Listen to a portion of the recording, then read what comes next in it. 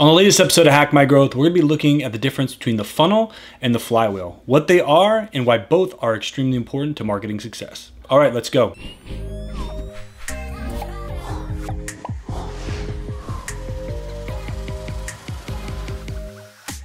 Hey, thanks for checking out this video. If this is your first time watching, or maybe you've been watching a while and you have not yet hit that subscribe button, please do so now. We create new content each and every week to help you get the most out of all your marketing activities. So as we said in the opener, we're going to be talking about the difference between the funnel and the flywheel.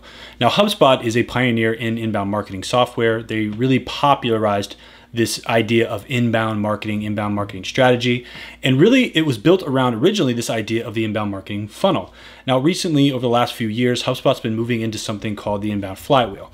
Now, as a HubSpot partner, I've been watching them make this transition over time. And honestly, I'm not a huge fan of the inbound flywheel. I actually think that there's still a ton of value with the funnel. The funnel is far from dead. It's actually extremely important today. So in this video, we're gonna look at the differences between a funnel and a flywheel, how they should be applied. We're gonna show you how to use both of these tools to not just build a great strategy and understand where your buyers are in their journey, but also how do we create repeatable processes that deliver the best results over time. So marketing funnel or marketing flywheel.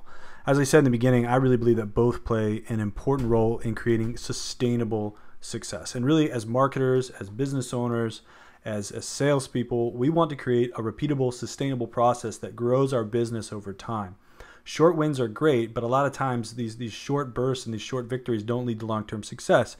And the goal should be to create a really great strategy that builds over time. And this is where both of these actually come into play. So, as I talked about in the beginning, HubSpot has really pioneered this kind of shift away from the funnel, right? The funnel is about customers as an afterthought, they're an outcome, and now with the flywheel, customers are at the center. I understand the idea of a customer-centric approach. We should be focused on the customers, but I don't believe that a funnel in and of itself drives people to think of customers as an afterthought. I also don't believe that just putting them in the center also makes them, in the forefront of our minds. I still think you can fall into the same trap of just looking at outcomes no matter what funnel or flywheel you use. It's a mentality that you have to have as a marketer, as a sales manager, as a business owner, that you're going to serve your customers and you're going to grow your customers and you're going to give them so much value that then they return that value back in the form of referrals, in the form of better business, in the form of growing their work with you. So while I understand the thought process behind it, I think it's slightly flawed because you can come at this from both ways and really have a problem with your customers no matter what you use, or you can have success no matter which way you see it happening. So is the funnel dead is this question. And in that article that HubSpot was talking about, I'll link to it, they do talk about how the funnel is dead. And I've seen a lot of content on the website, is the funnel dead? It kind of reminds me of that content you see all the time where, is SEO dead? Well, the answer is absolutely not. The funnel is alive and well, and it makes a lot of sense because it's all about a journey. So let's look at a traditional marketing funnel, right? So at the top, you have, the big opening. So we have awareness, and awareness is where people are coming in, they're becoming aware of your brand, maybe they're becoming aware of the solutions that are available to them, and they're just understanding what is out there, what is available to them. This is very similar to a buyer's journey, and this is why the funnel works so well. It's because it really does map through the buyer's journey, which is extremely important because that's going to dictate the types of content, the types of offers, the types of outreach that we can do to really attract people. So we start with awareness and we move into consideration, where now they've considered some options, they're stepping further in the journey, which moves them into conversion, which then obviously they make that decision, they convert. Now you build loyalty, so you build brand loyalty, you have them engage with your company. Now you turn them into advocates where they're going back out to the marketplace and driving people back to the top of your funnel again. So it's this very nice, succinct pathway, but it doesn't necessarily just stop at the bottom. And once you've created customers and you've had a great relationship with those customers, you deliver a ton of value, those customers begin to add back into your funnel as well. Now, HubSpot's original inbound marketing funnel was built very similar to this. You can see attract, convert, close, and delight. And the whole idea of delighting a customer was to turn them into a promoter, which would then drive more strangers back to your site. And they did a really good job of trying to map, okay, at the attraction stage, these are the types of things we see. At the convert stage, close stage. Now, where things have changed is SEO plays a role through all phases of the funnel. Blogging plays a role through all phases of the funnel. Social media can play a role at all phases of the funnel. And so can call to actions in forms, in email. So as you can see, it's not is easy to like put a tactic within a phase of the funnel, but it doesn't mean that the funnel itself is no longer relevant. As you can see here, even in this phase, the goal wasn't to get a customer. The goal was to turn that customer into a promoter by giving so much value and delivering so much with them that they can't help but to share what you're doing for them with other people in their industry, other people in their verticals, other people in their connections, in their circles. So that was the main goal of this original inbound funnel, one that I still think works pretty well. I just think that the specific tactics don't necessarily fit in these buckets quite like they used to. So again, this is a quote from the HubSpot blog, and they said that what happens to customers in the funnel? They're the outcome, nothing more, nothing less. All the energy you spent acquiring that customer is wasted, leaving you at square one. I would absolutely disagree with this statement 100%.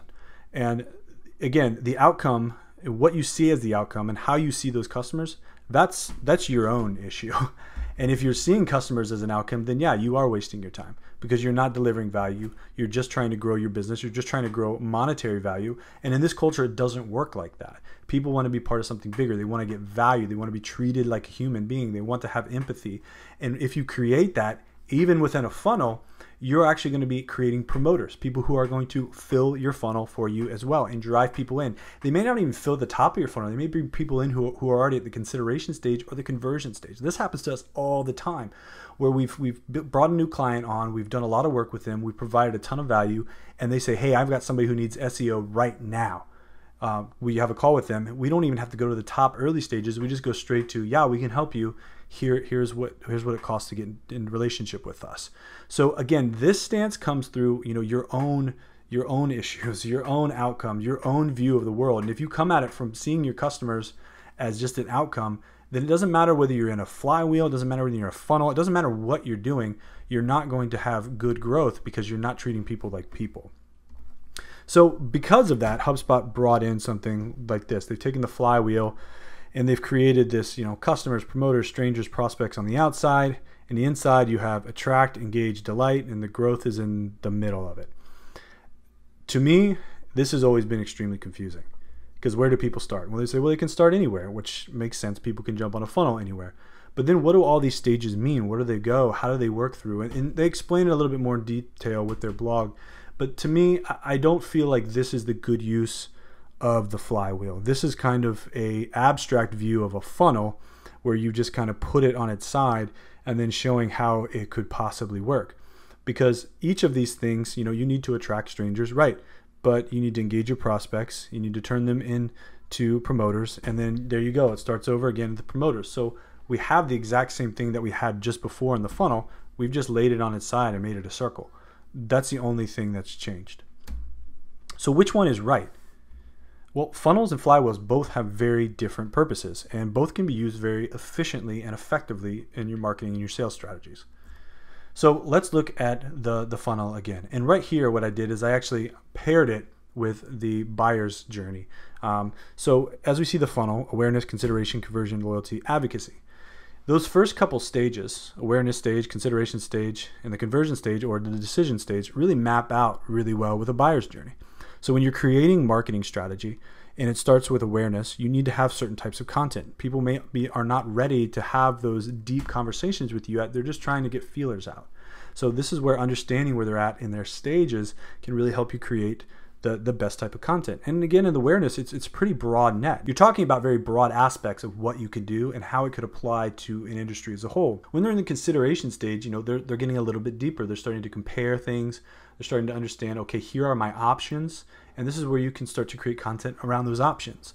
And then again, with the decision stage, you help create content and decision. This not only applies to like inbound, this applies to SEO when you're starting to attack different levels, different keywords at different stages. This applies to your email marketing strategies and how you write that content. This applies to your social strategies. This applies to when do you get sales involved. All of these things are extremely important. And I think a funnel really lays it out nicely and succinct in a very clear directional way. Now, a great example of a flywheel would be from SparkToro, and they've done an awesome job at showing how flywheels work. And flywheels are really good at taking a process and showing how that process can be replicated and sped up to produce better and better results over time. So this flywheel isn't necessarily about, how do we get customers into the funnel, but it's saying, okay, I need to make sure that my content marketing and my SEO is doing well. So we can start with, what our goals are, what we're trying to achieve, and then the things that we're going to do in each step, and how can we use these to continue to create a repeatable process that allows us to move faster, allows us to be more efficient, and allows us to grow over time. So let's say you want to grow your authority to rank better in search engines, then you want to boost the affinity and optimize your funnel to convert more visitors. So growing search engines, optimize your funnel, publish keyword targeted content around those stages of the funnel, amplify it on social media and email, and attract and engage with people who will subscribe and share, and then start again, then grow it again and boost it around. And so you keep doing this process over and over, and it builds sustainable growth over time. And as you've worked through this process, you're going to find out what works and what doesn't. You continue to do more of the things that work, let the things that don't work fall off, and continue to get tighter and tighter. This is a process that we use when it comes to our strategies, when it comes to how we approach SEO.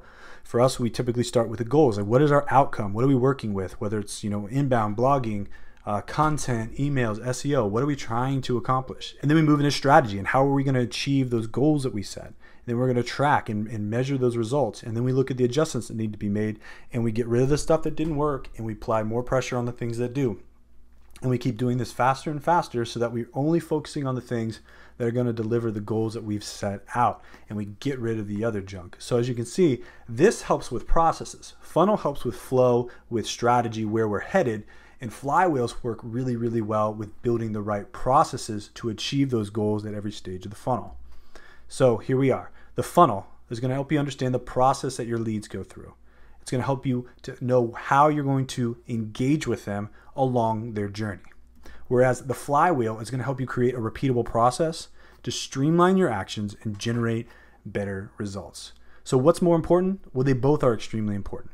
But when it comes to marketing, the funnel is very much alive. It is still a very powerful tool. It's still a very efficient tool. And then you can leverage flywheels to create strategies that help you speed up your results, lessen the amount of friction to get content out, to get your strategy going, and helps you to do more of the things that are going to deliver the right results for your business. If you have any questions, please comment below. We'd love to hear what you have to say and reach out. Maybe if you have some different viewpoints on what we've covered in this video, we'd love to continue that conversation with you. And until next time, happy marketing.